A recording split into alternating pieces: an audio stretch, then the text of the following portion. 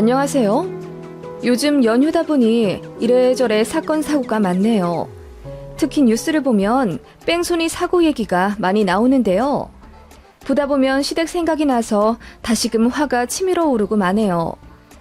시어머니의 안하 무인함에 학을 떼버렸던 큰 사건이 하나 있어요. 저희 친정은 참고로 어머니가 일찍 돌아가시고 아버지 혼자 저희 남매를 키워주셨는데 경제적으로 여유롭지가 않아 다니고 싶은 학원에 등록하기는커녕 학교 준비물도 제대로 사지 못할 때도 있었습니다.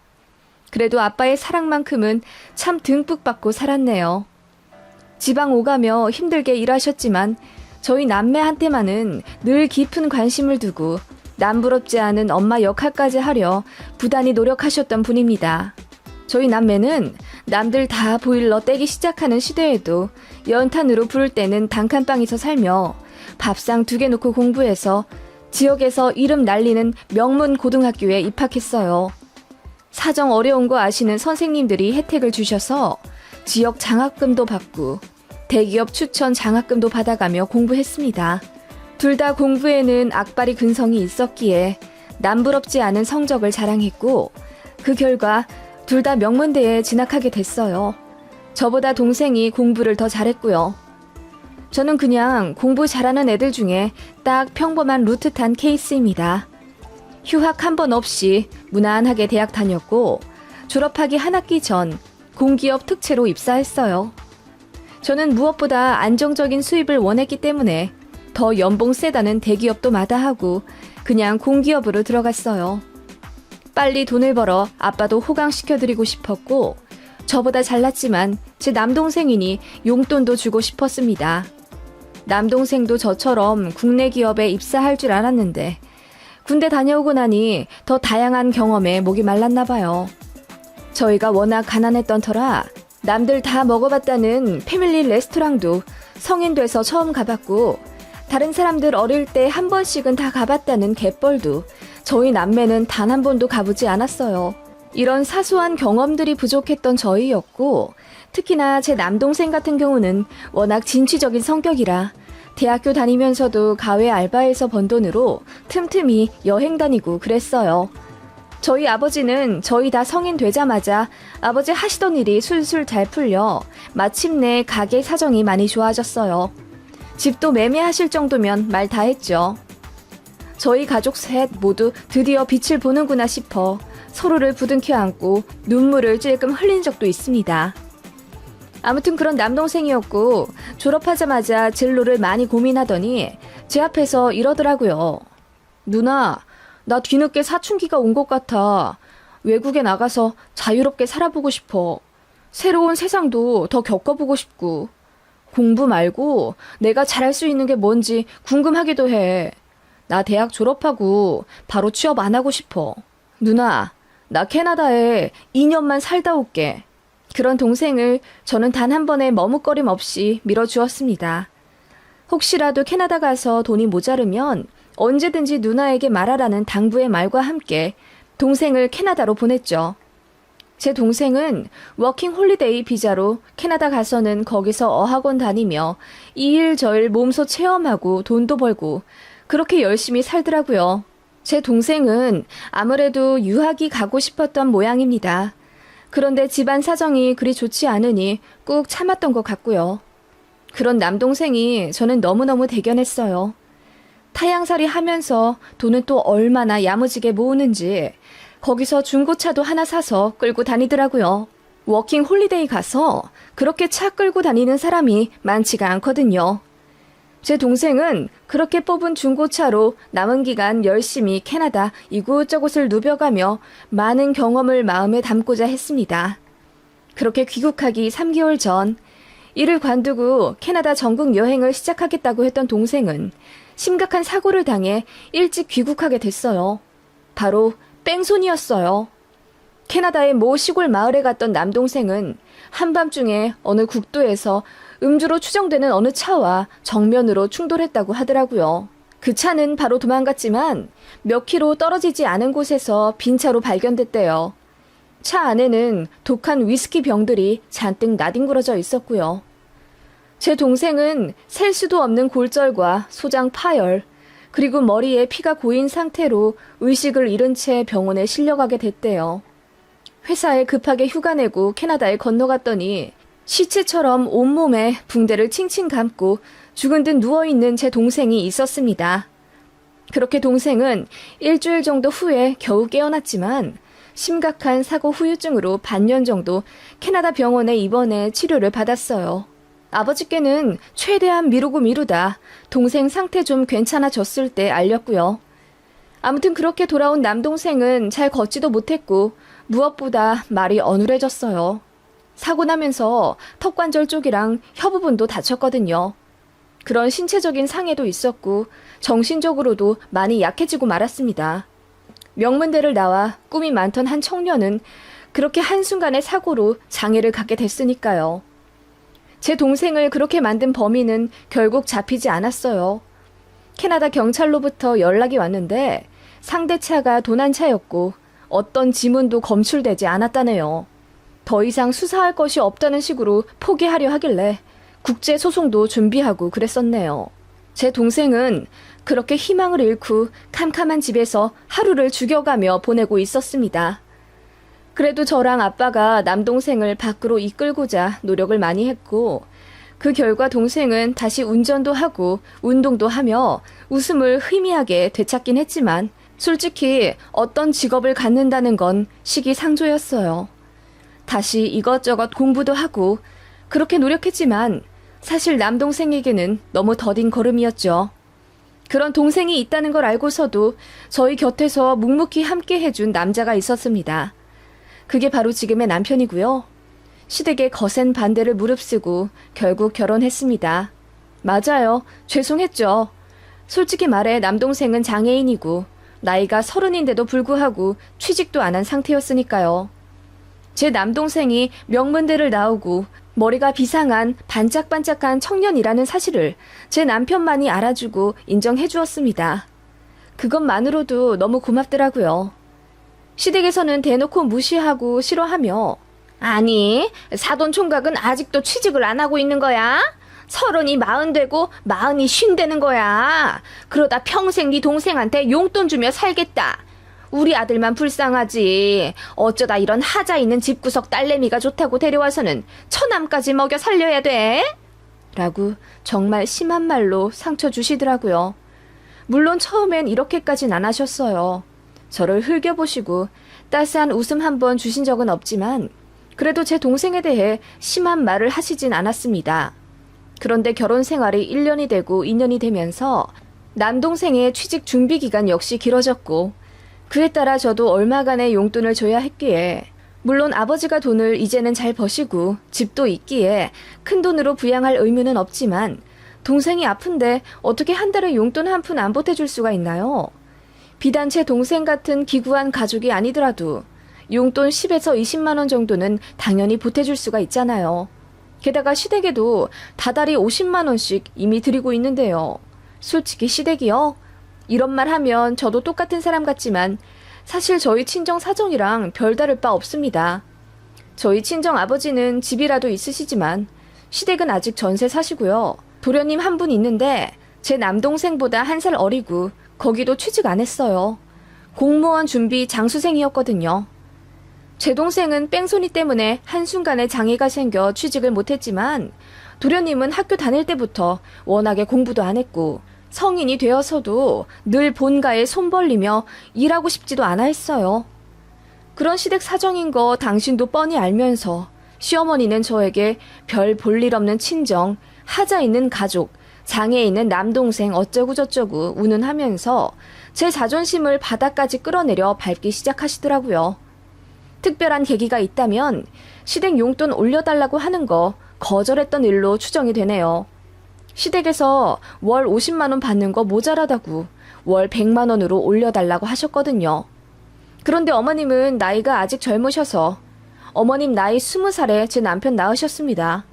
그래서 아직 경제활동 왕성히 하실 나이인데도 일하기 싫다며 저희더러 돈을 더 달라고 하시더라고요.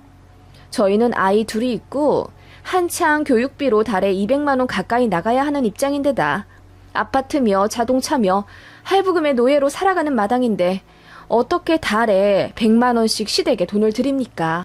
월 50도 사실 벅차요. 그 돈이면 제 옷도 마음껏 살 수 있는 금액인데 이런저런 돈 들어갈 거 다 제하면 저랑 남편은 진짜 1년에 옷 한두 벌 살까 말까 할 정도로 치장 못해요. 보풀 제거기로 매년 코트 다듬으며 15년간 입고 있습니다. 아무튼 저희 그런 사정 얘기하며 더 올려드리긴 힘들다고 말씀드리니 갑자기 불똥이 제 남동생으로 튄 겁니다. 돈이 다 그쪽으로 들어가니까 시댁에 줄 돈이 없는 거 아니냐면서 빡빡 우기는 거예요. 많이 줘봤자 20이고 한 달에 10만 원도 못 주냐. 시댁에 돈 들인 거에 비하면 친정에 들어간 돈은 세 발의 피다 등등. 울면서 제가 해명을 해도 어머님은 결국 눈에 가시였던 장에 있는 제 남동생을 걸고 넘어졌고 상처 주는 말의 수위가 점점 심해져 갔던 거죠. 그 바람에 저도 시댁이랑 많이 싸웠고 제 남편도 중간 역할 하다 보니 본인 부모님이랑도 사이가 나빠져서 명절 아니면 시댁도 잘 안 가게 되었습니다. 거기다 시댁에서 사실 뭐 저희한테 보태주신 것도 없고 제 아이들 태어났는데도 이렇다 할 용돈이나 선물도 주신 적 없거든요. 그나마 저희 아버지가 매번 몇십씩 용돈 주시고 놀이공원 데려가 주시고 그래서 조부모의 정을 알지 시댁에서는 저희 애들한테 딱히 관심도 없어요. 시동생도요. 도련님은 공무원 준비만 7년째 하고 있었는데 솔직히 공부는 무슨 공부.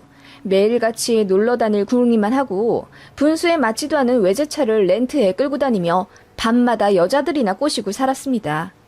그런데 공무원 준비를 한답시고 시댁에서 매달 100씩 뜯어내고 제 남편한테도 가끔 몇십만 원씩 학원비를 요구하며 살았던 사람이에요. 솔직히 가족으로 엮인 거 아니면 말도 안 섞을 만한 부류고요. 그런 도련님에 비해 제 남동생은 소박한 경차 끌고 다니며 자기가 할 수 있는 역할의 알바를 다니며 학원도 다니고 그렇게 미래를 차근차근히 준비하고 있었고요. 하나 같은 점이 있다면 둘 다 주식 투자에 관심이 많다는 점이었습니다. 그래도 제 남동생은 학교 다닐 때부터 모의 투자로 상금도 1,000만 원 받았던 전력이 있는 반면 시동생은 여기저기서 돈 끌어써서 듣도 보도 못한 기업에 묻지마 투자해서 돈 다 날리고 그랬어요. 어떻게 공무원 준비하는 사람이 주식창에 몇 시간 동안 매달리는지 애초부터 말도 안 된다고 생각했습니다. 공무원 시험에 합격할 만한 끈기도 없는데 그냥 마음껏 놀고 싶으니까 시험 준비한다는 명분 앞세워 일 안 하고 있는 거죠. 제가 보기엔 처음부터 가망이 없었는데 어머님은 둘째 아들이 하면 또 잘한다면서 끝까지 편들고 감싸더라고요. 둘 다 나이도 비슷한데 참 서로 너무나 다른 모습을 보면 기분이 이상해지더라고요. 아무튼 그런 도련님이 어느 날 대형 사고를, 말 그대로 사고를 쳤더라고요. 번화가에서 술을 먹었는데 여자 앞이라 가오 세운답시고 대리를 안 부르고 직접 운전대를 잡았나 봐요.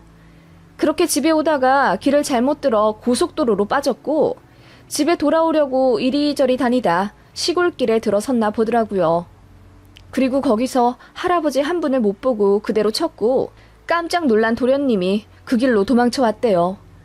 그렇게 새벽에 집에 들어온 도련님은 귀신 씌운 듯 얼이 빠져 아무 말도 못하고 거실에 앉아 있었고 이상하다 싶은 시부모님이 다그쳐 물으니 그제야 뺑소니 친 걸 이실직고 한 거죠. 바로 저희 부부까지 호출당해 시댁 와보라고 난리였습니다. 저까지 자초지종을 듣고 나니 진짜 열이 받아 미치겠더라고요. 빨리 신고 안 하고 왜 여기 이렇게 앉아만 계세요? 이럴수록 형량만 길어진다고요. 차에 치인 할아버지 걱정은 안 되세요? 죽었을지도 모르잖아요. 날도 추운데 길에 계속 계시다간 너는 뭔 소리를 하고 있는 거니? 어디서 경솔하게 신고 운운하고 난리야. 어떻게 해야 우리 막내가 무사히 이 일을 넘어갈지 그거 고민해보자고 니들 부른 거다. 시어머니는 그렇게 사건을 은폐하려고 하시더라고요. 아버님은 착잡한 얼굴로 담배만 연신 피우러 나가셨고요. 저희 부부는 도련님에게 이제 수사 들어가면 잡히는 건 시간 문제다. CCTV에 다 찍혔을 텐데 왜 도망쳐 왔냐? 라고 빨리 자수하라고 화를 내고 다그쳐보기도 했지만 도련님은 묵묵부답 고개만 숙이고 있더라고요. 그러다가 슬그머니 하는 말이 제가 오면서 다 둘러봤는데 CCTV는 없었어요. 거기가 외진 시골이라. 그 할아버지 치고 나니 술이 확 깨더라고요. 그래서 둘러봤죠. 동네에 차가 한두 대 세워져 있긴 했는데 보니까 차마다 블랙박스도 없었고요. 그냥 이대로 가만히 버티고 있는 것도 나쁘진 않.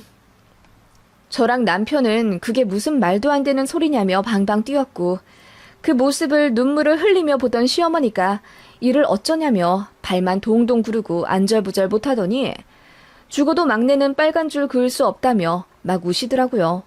급기야 뺑소니 그거 잡지도 못하잖니. 너도 길 가면서 현수막 많이 봤잖아. 며칠 몇 시에 사고 난 장면 목격하신 분 찾는다면서. 우리 막내가 낸 사고도 그렇게 묻힐 수도 있는 거고. 어머님, 그러다 도련님 형량만 더 늘어요. 언젠가는 잡힌다고요.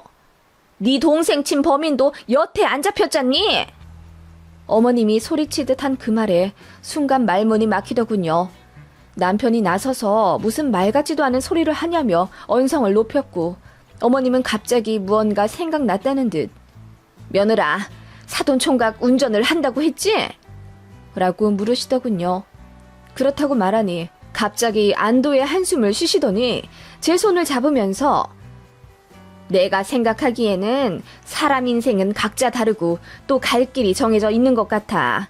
내가 사돈총각한테 정말 큰 빚 졌다고 생각하고 정말 잘할 테니까 눈 딱 감고 이 시애미 부탁 하나만 드려주련? 라고 하시더군요. 무슨 말씀이냐고 여쭈으니 어차피 우리 사돈총각은 이제 취직할 가능성도 없고 솔직히 이제 가족한테 도움받아 살아야 할 사람이잖니. 우리 막내는 공무원 시험 준비하는 몸 건강한 앞길 창창한 애고 우리 막내가 잘못 저지른 건 천부당 만부당한 일이지만 솔직히 재수가 너무 없기도 했잖아. 네? 그래서요? 어머님, 무슨 말씀을 하시려는 거예요? 사돈총각이 이번 한 번만, 딱 한 번만 우리 막내 대신 조사 좀 받아주면 안 될까? 지금 바로 자수하러 들어가면 니들 말대로 형량이 높진 않을 거라면서. 네? 어머님, 지금 그걸 말이라고 하세요? 아니 만약에 도련님이 친 할아버지가 돌아가시기라도 하면요? 제 동생 그러면 깜빵에서 수십 년 살아야 할지도 몰라요. 그런 거 생각을 하고 말씀을 하시는 거예요? 제가 시어머니한테 고래고래 소리를 지르며 따지자 어머님이 눈물을 펑펑 쏟으며 그러면 당장 막내가 깜빵 들어가게 생겼는데 어떻게 하냐며 제 손을 붙잡고는 비시더라고요. 너밖에 없다. 네가 우리 집안 살려줄 유일한 빛이다. 제발 한 번만 도와주면 안 되겠니? 사돈총각이 우리의 차 빌렸다가 운전 미숙으로 사고 낸 거라고 하면 되지. 술도 안 먹었다고 하고 우리 막내는 술 먹은 카드 기록도 있고 그래서 안 되지만 사돈총각은 아니잖아. 재판 받더라도 사돈총각은 자기가 뺑소니 당한 기록도 있어서 변호사 통해서 잘만 얘기하면 아마 감형되지 않을까 싶고 우리가 재판 비용 다 댈게. 네? 뭐라고요? 너도 내가 네 동생 얘기로 구박할 때마다 서러웠잖니. 이제 다시는 사돈총각 무시하지 않을게. 아니, 우리가 먹여 살릴게. 딱 한 번만 대신 조사 받아주면 그 다음부터는 우리가 사돈총각한테 정말 잘할게. 응? 각서도 쓸 수 있어. 하면서 어머님이 정신 나간 듯 자필로 A4 용지에 각서를 쓰시더라고요. 제 동생이 도련님 대신 죗값 치러주면 한 달에 100만 원씩 평생 지급 보장한다면서요. 사돈총각은 어차피 이도저도 못하는 몸에 밥벌이도 할 수 없는 인생이었잖니. 연금 받듯 매달 100만 원씩 우리한테 받으면 누나인 너도 좋고 우리도 좋은 건데, 응? 자기 아들이 깜빵 들어가게 생긴 마당에 제정신 아닐 수 없겠지만 어머님은 정말 미쳤다 싶더군요. 그 와중에 시동생은 뭘 잘했다고 고개를 끄덕거리며 어머님 말씀에 동조하고 있었고요. 그 모습 보니 제 동생을 쳐버린 악마 같은 뺑소니범이 생각나 분노를 참을 수 없었습니다. 아무것도 눈에 보이지 않더군요. 어머님께 알겠다고 했습니다. 괜찮은 조건이니 받아들이겠다면서요. 그랬더니 어머님이랑 도련님이 환하게 웃으며 이제 됐다고 웃으시더군요. 그 종이를 빼앗듯 구겨가지고 밖으로 나오니 남편이 허옇게 질린 얼굴로 지금 뭐 하자는 거냐고 저를 막더군요. 그래서 경찰서 간다고 했습니다. 정말 우리 처남한테 대신 뒤집어 씌우려고? 당신 제정신이야? 아무리 내 동생이라지만 나는 그 꼴 못 봐. 그리고 이거 걸리면 전부 다 망하는 거야. 왜 다 망해? 망해도 당신 동생만 망하는 거지. 나 경찰서 가서 당신 동생이 사고 냈다고 신고하러 갈 거야. 사건 은폐하고 범인 조작하려 했던 이 증거까지 제출하려고. 당신한테 미안하지만 나 당신 어머니랑 동생 용서할 수가 없어. 하면서 저는 그대로 경찰서로 갔습니다. 그때는 정말 남편이고 뭐고 눈에 뵈는 거 없었고 혹여나 남편이 이 일로 저에게 너무하다 어쩐다 그럴 경우 이혼까지 불사할 생각이었죠. 그렇게 제 신고 들어가자마자 경찰들이 시댁에 들이닥쳐서 도련님을 바로 검거했어요.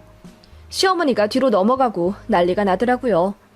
그러더니 저보고 천하의 미친년, 못된 년이라면서 쌍욕을 하더군요. 그것도 얼마 못 갔죠. 어머님도 경찰에 잡혀가셨거든요. 친족 범행 은폐 시도도 벌 받아야 하는 죄니까요. 어머님이 쓰신 각서는 딱히 효력도 없고 실제로 이행하려는 행동도 없었기 때문에 조사 정도만 받고 풀려나셨지만 도련님은 바로 구속되었어요. 진짜 다행히 그 뺑소니 사고 당하신 할아버지는 경상이시긴 했지만 도련님은 음주 뺑소니라는 중죄에 해당되었기 때문에 집행유예 없이 5년 실형 살게 되었어요. 다행히 할아버지께서 많이 다치진 않으셨고 선처를 요구해 주셨기 때문에 그런 점 감안해서 5년이더라고요. 만약에 시동생이 바로 자수했으면 어쩌면 집행유예 받고 풀려날 수도 있는 상황이었죠. 더 운 좋게 해결됐다면 아마 할아버지랑 합의 보고 끝낼 수도 있었고요. 시어머니랑 시동생의 못된 심보가 저를 건드려서 결국 이 사단이 난 거죠. 저는 시동생이 자수하길 원했습니다. 그런데 시어머니가 제 동생더러 이미 망한 인생이니 깜빵 갔다 오는 게 큰 상관 있겠냐는 식으로 함부로 입만 놀리지 않았으면 저도 제 발로 경찰서에 가진 않았을 텐데요. 도련님은 그래서 아직도 교도소에 있고 형 살고 나와도 공무원 시험? 당치도 않습니다. 자격도 없고 이미 빨간 줄 그어진 마당에 어디 가서 뭘 하고 살겠습니까? 시어머니는 저한테 어떻게 자기의 막내 아들 앞길을 이렇게 막아놓을 수가 있냐며 난리를 쳤고 저도 같이 맞서 싸웠어요. 누가 누구더러 망한 인생이래요? 안 그래도 큰 상처 겪은 사돈총각한테 뭐라고요? 뺑소니 죄를 뒤집어 쓰라고요? 어머님, 선을 넘어도 한참 넘으셨던 거 아시죠? 도련님만 귀한 자식이 아니에요. 내 동생도 세상에 하나밖에 없는 귀한 내 동생이자 누군가의 아들이라고요. 벌 받을 짓 했으면 벌 받으라고 하세요. 시댁이랑은 그 길로 연 끊었어요. 남편이랑도 사실 몇 개월 어색하긴 했어요. 남편도 아무리 머리로는 제가 한 행동이 옳다는 걸 알지만 자기 동생을 신고한 와이프 얼굴 보기가 딱히 유쾌하진 않겠죠. 저 역시 그랬고요. 그래도 저더러 너무하다는 둥에 원망은 안 하더라고요. 저더러 그런 모진 소리 듣게 해서 미안하다고 사과했고요. 저도 일이 이렇게 돼서 미안하다고 했어요. 남편은 어차피 벌어질 일이니 그냥 잊고 저희끼리 잘 살자고 했고요. 저희는 시모가 찾아올까봐 바로 이사했고요. 서류 때도 저희 집 주소 안 나오게 남편이 행정 처리 잘했습니다. 전화번호도 싹 바꾸었고요. 제 동생은 이 일 전혀 몰라요. 제가 입도 뻥긋 안 했거든요. 제 동생의 인생은 전혀 망하지 않았고 잠시 천천히 걸어가는 거라고 믿어 의심치 않았습니다. 그래서 시모의 말에 더 분노가 치밀어 올랐던 거고요. 제 동생은 모아둔 돈으로 주식 투자를 전업으로 시작했습니다. 보행과 발음이 불편한 제 동생이 마음 편히 돈 벌 수 있는 방법은 재테크뿐이었고 본인이 잘할 수 있는 쪽이 바로 주식이었기 때문이에요. 꽤 잘하더라고요. 워낙 신중하고 조심스러운 편이라 욕심내지 않고 차근차근 수익을 내고 있었고 몇 달 전부터는 한 달에 1,000만 원 전후로 수익을 낸다고 하더라고요. 돈 버니까 이제야 가족에게 제대로 베풀 수 있겠다면서 제 남편한테 맞춤 양복도 한 벌 맞춰주고 저희 아이들에게 탭도 선물해 주었죠. 저한테도 그간 뒷바라지 해줘서 고맙다며 거금의 상품권을 선물해 줬던 참 속 깊은 동생입니다. 솔직히 시댁 생각하면 가슴 한켠이 답답해지는 건 사실이에요. 그런데 한편으로는 제 동생을 치고 간 범인을 제 손으로 경찰서에 쳐 넣은 것 마냥 속이 시원하기도 합니다. 이런 복잡한 심경을 아무도 이해 못하겠죠. 이런 일이 흔하지도 않을 테니까요. 아무튼 저는 이 세상이 조금 더 아름답고 정의로워지길 원합니다. 시댁은 이제 생각하고 싶지도 않네요. 그냥 없다고 생각하려고요.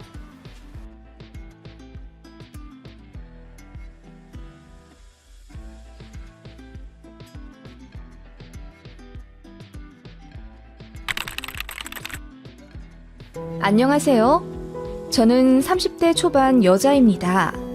소방 공무원이고 집은 오피스텔 자가에서 살고 있어요.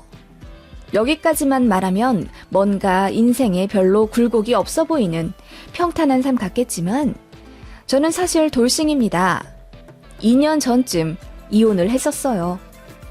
다 지나간 일이라 웬만하면 다시 상기하진 않지만 오늘 치과에 다녀오니 예전 시어머니가 생각이 나서요. 갑자기 웃음이 터져 나오는 통에 치과 체어에서 한참을 웃었답니다.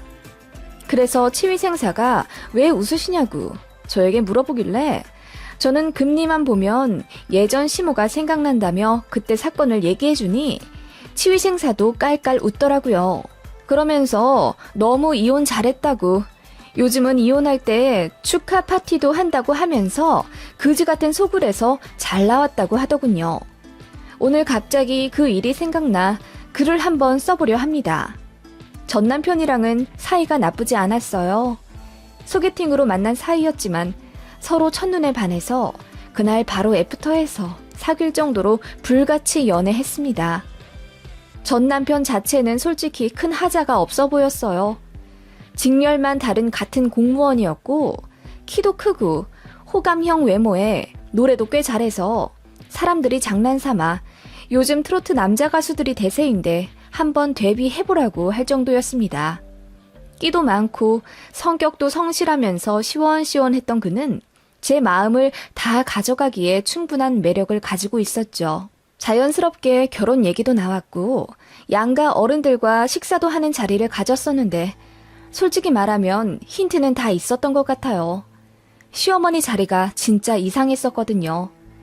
첫 인사 자리인데 1시간을 늦으시는 거예요. 계속 안 오시길래 남편이 전화를 걸었더니 배고프면 먼저 시켜 먹으라고 하시더군요. 그 말 듣고 시장했던 남편이 바로 식사를 먼저 시켰어요. 하긴 퇴근하고 아무것도 안 먹은 상태에 1시간이 넘도록 음식 냄새 맡으며 식당에서 기다리고 있는 게 곤욕이긴 했어요. 제가 조금 더 기다려보지 않겠냐고 남편에게 물어봤더니 괜찮다면서 그냥 음식을 시키대요. 그렇게 나온 요리를 한 젓가락 먹었을까? 어머님이 오시더라고요. 그러더니 아니, 시키랬다고 정말 시켰어? 내가 진짜 어이가 없어서? 라고 하시며 길길이 날뛰고 화를 내시더니 다시 돌아가시는 거예요. 제가 황당해서 어머님을 잡으러 뛰쳐나갔더니 어머님이 저를 확 째려보시며 제가 어떻게 나올지 궁금해서 일부러 지켜봤다는 거예요. 어떻게 어른이 오실 때까지 기다리지도 않고 홀랑 밥을 시켜먹니? 어머님, 그게 아니라요. 제가 조금 더 기다려보자고 했는데 재원 씨가 배가 고프다고 괜찮다고 하길래. 그래도 네가 계속 말렸어야지. 미안하지만 넌 우리 집 며느리로 들어올 자격이 없다. 하시면서 휙 나가시더군요. 너무 벙쪄서 제가 그 자리에 얼음이 되었었고 뒤늦게 상황 파악한 남편이 헐레벌떡 어머님께 따지러 갔지만 이미 택시 타고 자리를 뜨신 상태였어요. 저는 그날 헤어질 생각이었습니다. 그런 예의 없는 어른은 본 적도 없고 심지어 제 시어머니가 되실 거라고 생각하니 눈앞이 캄캄해지더군요. 솔직히 말해서 전 남편을 너무너무 사랑했기에 헤어질 용기가 나지 않았던 건 사실입니다. 그래도 마음 굳게 먹고 이별을 고했더니 남편이 저희 집에 찾아와 울고불고 난리치며 자기 엄마랑 연 끊겠다고 앞으로 얼굴 보고 안 살겠다고 하면서 저 놓치기 싫다고 손이 발이 되도록 싹싹 빌더군요. 한 달 동안 6kg이나 빠질 정도로 전 남편은 많이 힘들어했고 그 모습에 저도 마음이 흔들려 다시 만났어요. 물론 만약 다시 결혼 얘기가 나오게 된다면 어머님이랑은 최소한의 접촉을 하겠다. 그리고 어머님이 말도 안 되는 행동으로 나를 힘들게 하면 반드시 중간에서 막아주어야 한다는 조건을 걸고 결혼을 전제로 다시 만났습니다. 지금 생각하면 그놈의 사랑이 뭐길래 제 과거의 모습이 한심스럽긴 했지만 누구나 흑역사 하나쯤은 있잖아요. 그때는 그 남자가 저도 너무 좋았습니다. 어쨌든 본인 어머니랑 연을 끊겠다고까지 하니 흔들릴 수밖에요. 그렇게 다시 만나게 되었고 또 자연스럽게 결혼 얘기가 오갔습니다. 저는 진짜 앞으로 어머님이랑 안 보는 줄 알았어요. 제가 너무 순진했던 거죠. 그렇게 날 잡고 예식장 예약하고 신행 계약하고 뭐 하면서 뒤로 물을 수 없는 상황이 되니까 드디어 시어머니가 나타나시더군요. 벼르고 있었다는 듯이요. 예물 예단은 서로 하지 않기로 약속했는데 갑자기 연락을 하셔서는 아무리 니들끼리 하는 결혼이라지만 해야 할 건 해야지. 반상기랑 은수저 좋은 걸로 해다 보내라 하시더군요. 너무 황당했고 또 당황스러웠습니다. 남자에게 말했더니 본인도 말릴 만큼 말려봤는데 더는 안 되겠다면서 이제 어머님이 이것저것 관여하고 싶어 하신다고 이제와 딴 말을 하더군요. 그게 결혼식 한 달 전 일이었죠. 청첩장 다 돌리고 올 손님들한테 식사 대접 다 하고 신혼집도 구해서 며칠 뒤면 가전 가구 다 들어오는데요. 제가 진짜 바보 같았던 거죠. 뒤늦게 남편에게 따지며 어머님이 나한테 연락할 일 이제 없을 거라며 1년에 한두 번 명절 때 식사만 하면 된다면서 이게 뭐야? 라고 했더니 본인도 난감해하면서 그건 그렇지만 그래도 내 엄마인데 어떡해. 자기가 좀 참아주라. 우리 결혼식 얼마 안 남았는데 이제 와 파혼할 거야? 내가 더 잘할게. 응? 하면서 저더러 참고 넘어가 주길 바랬죠. 친정에서 노발대발 난리를 치셨지만 솔직히 말해서 발등에 불 떨어진 시기에 모든 걸 뒤엎고 파혼을 외칠 자신이 저는 없었던 것 같아요. 게다가 좁디 좁은 공무원 세계에서 이러쿵저러쿵 말 나오는 것도 끔찍했고요. 결국 별 소득 없이 결혼 진행을 쭉 하게 됐죠. 다만 저도 화가 난 터라 어머님께 시시때때로 할 말 다 하며 때로는 대들기도 했습니다. 예물 예단 안 하기로 했으니까 하지 않겠다고 선언했고 어머님은 당황해 하셨지만 그래도 당신께서는 며느리한테 꼭 금부치는 주고 싶었다며 저에게 약 200만 원 상당의 목걸이 세트를 주시더라고요. 일단 받긴 받았습니다. 저는 어머님이 저한테 미안한 감정이 있어서 사과의 뜻으로 주시는 건 줄 알았습니다. 그게 악어의 눈물일 줄은 꿈에도 모른 채 말이에요. 그렇게 찜찜한 결혼을 하긴 했지만 솔직히 남편과의 결혼 생활은 나쁘지 않았습니다. 제가 많이 좋아한 사람이기도 했고 저 역시 결혼을 정말 하고 싶어 했던 여자였으니까요. 신혼집 꾸미는 재미도 좋았고 잘난 남편이랑 결혼에 꼴인했다고 저를 부러워하는 친구들 앞에서 어깨도 으쓱했습니다. 결혼하고 나니 예전보다 안정적인 느낌도 들었고요. 같은 목표를 향해 함께 살아간다는 동반자가 생겼다는 점이 참 행복했어요. 다만 시댁 때문에 자꾸 다투게 되더라고요. 남편은 저를 잡을 때는 시댁이랑 연 끊고 살아도 된다고 호언장담했지만 막상 결혼하고 나니 피곤한 일에 손을 떼고 싶어 하더라고요. 시어머님은 개혼이라 아들 일에 간섭하고 싶어 했고 남편은 처음에는 제 생각하느라 막아주긴 했지만 어머님의 지속적인 잔소리에 지쳐가더라고요. 그러면서 저만 참아주면 되는데 아직도 결혼 전 일에 꽁에 있다며 제 탓으로 돌리기 시작했습니다. 저는 너무 억울했지만 어느새 남편은 지 부모 편이 되어 있었고 자기는 어쩔 수 없는 아들이라면서 제가 양보하고 시어머니께 굽혀주길 원했습니다. 어머님은 저에게 안부 전화를 끊임없이 요구하셨고 저는 일도 바쁜데다 굳이 할 말도 없는데 하고 싶지 않아서 버텼거든요. 그런데 제 전화 한 통하면 시댁 분위기랑 저랑 남편의 사이도 좋아지니까 참 그게 저를 스스로 옥죄게 만들더라고요. 지금 생각하면 가스라이팅이었던 것 같습니다. 어쨌든 저만 숙이고 들어가면 어머님도 더 이상 남편한테 잔소리 전화도 안 했고 이래저래 얼굴 붉힐 일이 없었으니까요. 자연스럽게 시댁에 왕래하게 됐고 저는 어느 순간 다 체념하고 보통의 며느리가 되어 시어머니께 안부 전화 드리고 한 달에 한두 번씩 시댁 내려가서 일 도와드리고 그러고 있었습니다. 시집살이 당연히 있었죠. 저 올 때까지 설거지 안 하고 잔뜩 쌓아놓은 채 기다리셨다던가?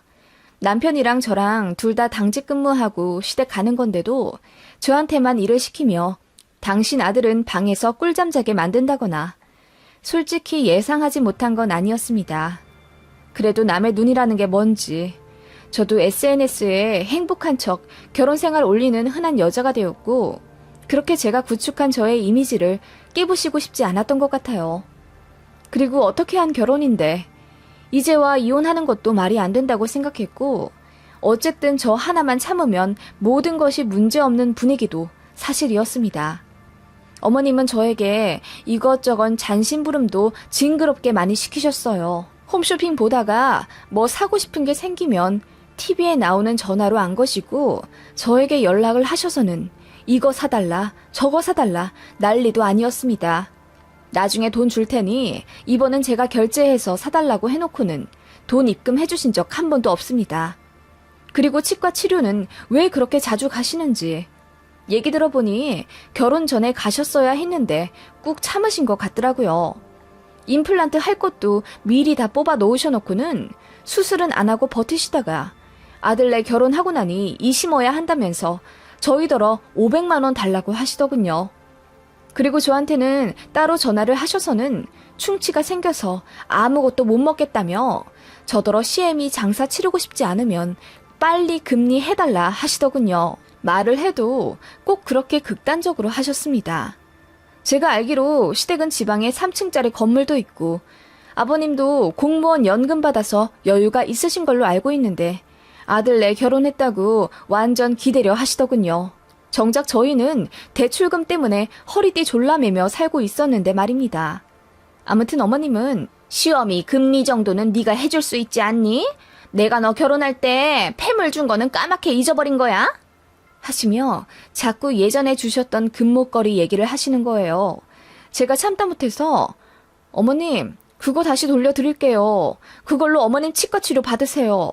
라고 했더니 그래도 그게 아니라면서 병원 오가는 건 며느리가 수발 들어야 한다고 저더러 치과에 같이 가달라고 하시더군요. 이제야 알겠더라고요. 어머님은 단순 돈이 아니라 그냥 며느리를 부려먹고 싶으셨던 거죠. 너무 스트레스 받았지만 결국 어머님 모시고 치과 오가며 충치 치료해드렸고 금리 2개 씌워드렸습니다. 그때 140만 원인가 쓴 것 같네요. 그렇게 시어머니 때문에 너무 힘들어서 남편이랑 몇 번 싸우기도 했지만 남편은 싸운 다음 날이면 엄청 큰 장미 꽃다발을 주면서 미안하다고 사과했어요. 그리고 며칠 동안 제 기분 맞추며 집안일 다 하고 저녁밥도 차려서 저한테 대령해주고 아무튼 처세 하나는 끝내주던 사람입니다. 그렇게 한 1년 반 정도 결혼 생활을 했을까? 정말 당황스럽게도 남편이 바람이 났더군요. 같은 사무실 20살짜리 계약직 여자애랑요. 그 사실도 남편 아는 사람한테 제보받아서 알게 됐어요. 남편은 정말 치밀한 사람이라 저한테 들키지 않으려 폰을 2개 갖고 다니고 있었고 매달 시댁에 용돈 드리는 척 하면서 한 달에 30만 원 정도 시부모님 통장으로 입금을 했는데 알고 보니 그 통장 자체를 남편이 갖고 있었고 체크카드 발급받아 그걸로 불륜하는 데 쓰고 있더라고요. 그야말로 하늘이 노랗게 보이더군요. 정신이 까마득해져 버렸습니다. 어떻게 결혼 2년도 안 되어 바람이 날 수가 있지? 싶은 생각에 눈물도 안 날 정도로 충격이었습니다. 눈이 뒤집혀서 그 길로 남편 머리를 쥐어 잡아 뜯어버렸고 그 불륜 상대 기집애한테 찾아가 뺨도 때렸어요. 그리고 시댁에도 당연히 말했죠. 처음에는 우리 아들이 그럴 리가 없다면서 발뺌하더니 나중에는 20살짜리랑 바람이 난 거면은 그냥 한순간의 감정이다. 그냥 호기심에 그랬을 거야. 네가 이해 좀 해주라. 하며 또 저더러 조용히 넘어가길 종용하시더군요. 그러면서 너만 참고 넘어가주면 우리 아들도 이제 너한테 더 잘할 거다. 집안일도 빡시게 하라고 내가 그리 일러둘게. 너한테도 잘하고 우리도 이제 너 쓸데없는 일로 부르지도 않겠다.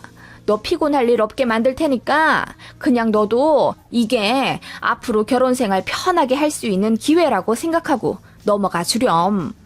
라고 하시길래 네? 또 저만 참고 넘어가면 되는 일이라고요? 이게 기회라고요? 어머님은 진짜 해도 너무 하시는 거 아니에요?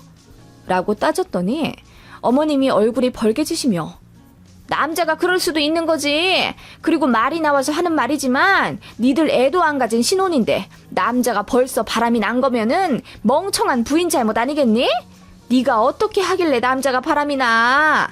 여우처럼 여부처럼 굴진 못할 망정 매사 땡땡거리며 손에 한 푼 안 보려고 하니까 우리 아들이 바람이 나는 거 아니야. 하시며 저에게 윽박 지르시더라고요. 그러더니 이혼할 거면 하라며 자기는 돈 한 푼 안 줄 거라고 큰 소리를 되려치시고는 잠수를 타시더군요. 남편은 그 여자애랑 깨끗하게 끝냈고 그냥 딱 한 번 만나본 거라며 또 싹싹 빌고 있었고요. 참 그 와중에 돈을 어떻게 그렇게 치밀하게 빼다 썼는지 궁금해지더라고요. 그래서 알아봤더니 세상에 시어머니는 당신의 아들이 바람난 걸 처음부터 알고 계셨더라고요. 그래서 그 통장도 아들한테 넘겨주셨던 거고요. 며느리한테는 매달 용돈 받은 척 할 테니 그걸로 여자랑 쓰라고 하셨댔나 봐요. 게다가 시모가 10만 원, 20만 원씩 돈을 보내고 있더라고요. 그 사실을 알게 되니 정말 피가 거꾸로 솟는다는 느낌이 뭔지 알겠더군요. 뒷목이 싸해지는 게 진짜 드라마에서 충격받으면 주인공들이 뒤로 넘어가잖아요. 그렇게 되는 느낌이었습니다. 그 길로 시댁에 찾아가 난리를 쳤습니다. 어떻게 아들이 바람이 났는데 말리지는 못할 망정 돈 쓰라고 통장을 쥐어줄 수가 있냐고 제가 소리를 고래고래 지르며 시댁을 뒤집어 엎었어요. 조용조용한 며느리가 눈이 뒤집혀서 새빨개진 얼굴로 시댁을 다 때려 부수고 있으니 너무 당황하신 나머지 어머님은 살짝 쉬도 지리셨더군요. 남편 바람을 겪어본 사람들은 알겠지만 진짜 눈에 뵈는 거 없어요. 너무너무 충격이라 이성을 잃거든요. 그렇게 시댁 가서 소리를 지르고 있으니 시어머니가 조금만 놀다가 간두라고 했어. 나도 내가 다 며느리 너 생각해서 그런 거야. 괜히 어설프게 바람났다가 들키기라도 하면 마음이 지옥 불인 건 너잖니. 나도 같은 여자니까 너 생각해서. 저를 생각해서 그러셨다고요? 이건 기만이죠. 저 이혼할 겁니다. 근데 이혼하더라도 저 사람 직장에는 알려야겠어요. 아시죠? 공무원 사회 좁디 좁은 거. 저 절대로 호락호락하게 이혼하지 않을 겁니다. 라고 했더니 어머님이 얼굴이 하얗게 질리시며 무슨 이런 일로 이혼을 하냐며 저를 말리시더군요. 제가 너무 어리고 또 결혼 생활한 지 얼마 안 돼요. 뭘 모르는 거라며. 이런 걸로 이혼할 거면 세상 사람들 다 혼자 살고 있는 거라고. 남자 바람 그거 별거 아니라면서 또 저를 설득하려 하시더군요. 저는 이미 마음을 굳힌 상태였고 친정에도 이혼하겠다 통보한 상태라 두려울 게 없었습니다. 그리고 타 지방에 발령받아 떠나면 그만이고 더는 남편한테 정도 없었거든요. 시어머니는 제가 남편을 엄청나게 좋아한다는 걸, 아니 좋아했다는 걸 너무 잘 알고 계셨던 분이라 남편이 바람났다고 이혼할 거라는 생각을 못 하셨나 봐요. 남자가 바람이 났으면 내 잘못이 크구나 하고 더 애쓰지는 못할 망정. 너 우리 아들 엄청 사랑하잖아. 이 정도 용서도 못 해주니? 그리고 너는 네 남자가 다른 여자랑 놀아난 게 분하지도 않아? 네가 더 노력해서 어떻게든 잡아둬야지. 너도 참 한심하다. 한심한 건 제가 아니라 당신들이죠. 어떻게 바람을 부추길 수가 있죠? 콩 심은데 콩 나고 팥 심은데 팥 난다더니 그 부모의 그 아들인가 봐요. 듣자 하니 아버님도 바람 꽤나 피우셨다던데 어머님은 벨도 없으세요? 며느리한테 그런 과거나